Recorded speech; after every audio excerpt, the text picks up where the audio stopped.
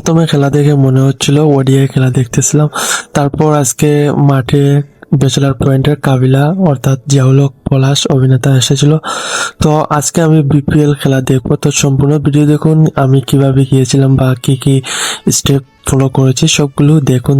তো প্রথমে আমি আম্বরখানা পয়েন্টে যাব। আম্বরখানা পয়েন্ট থেকে আপনি স্টেডিয়াম যেতে পারবেন। সো আম্বরখানা পয়েন্টে এসেছি, তারপর স্টেডিয়াম চলে যাব।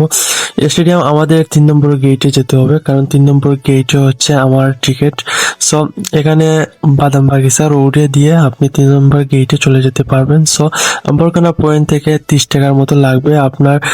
সিএনজি দিয়ে একজনের মতো 5 জন হলে 5 জন যেতে পারবেন। সো এখানে আমি লোকাল চলে গেছি 3 নম্বর গেটে। তো 3 নম্বর গেটে আপনার সবকিছু এখানে টিকিট দেখাবেন, মোবাইলে স্ক্যান করে কিন্তু ওরা টিকিট চেক করতে পারবে। সো আপনার প্রিন্ট করা লাগবে না, জাস্ট মোবাইলে আপনার টিকিট শো করলেই হবে। তারপর আমরা সব স্টেপ ফলো করে এখানে চেক আপ করে তারপর আপনার চেক করবে, তারপর টিকিট চেক করবে, তারপর ভিতরে চলে যাবে। সো এখানে ভিতরে যাওয়ার পর এখানে রয়েছে মিনি স্টেডিয়াম, অর্থাৎ এখানে স্টেডিয়ামের পাশে কিন্তু আরেকটা স্টেডিয়াম রয়েছে। তারপর এই স্টেডিয়ামের ভিতর দিয়ে এখানে 2 মিনিট হাঁটলে কিন্তু আপনার এখানে মেইন গেটে চলে যাবেন, অর্থাৎ এখানে ভিতরে যাবেন একটু স্টেডিয়ামের পাশে। এখানে আপনার টিকিটের লেখা, তারপরে কোন গেট দিয়ে আপনাকে এন্টার করতে হবে। সো আমাদের টিকিট ছিল 28 টাকার মতো। এখানে 10 নম্বর, 9 নম্বর, তারপর 8 নম্বর, 7 নম্বর গেট দিয়ে আমরা ঢুকতে পারবো। তারপর আমরা খুঁজতেছিলাম 7 নম্বর গেট, কারণ আমাদের ফ্রেন্ড একটা 7 নম্বর গেটে ভিতরে ওয়েট করতেছিল এবং 7 নম্বর গেটে আমরা যাব। 7 নম্বর গেট দিয়ে আমরা প্রবেশ করব। তারপর মাঠে ঢুকি। মাঠে ঢুকার পর এখানে ফার্স্টে কিন্তু নোয়াখালী ব্যাটিং করে। সো নোয়াখালী কিন্তু ব্যাটিং লাইন তেমন একটা ভালো ছিল না, কারণ ওরা ওডিআই মতো খেলতেছিল, তেমন সবারই বোরিং লাগতেছিল। তারপর ওদের টার্গেট দিয়েছিল 550 রানের মতো টার্গেট ছিল। তারপর এখানে আমরা বসে খেলা দেখতেছিলাম।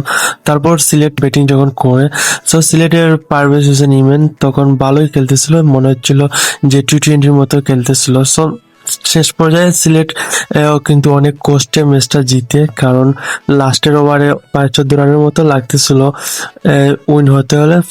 লাস্ট উইকেটে গিয়ে সিলেট জিতে। সো অনেক লাস্ট টাইমে অনেক একটা ফিল আসতেছিল যে টি20 খেলা দেখতেছিলাম।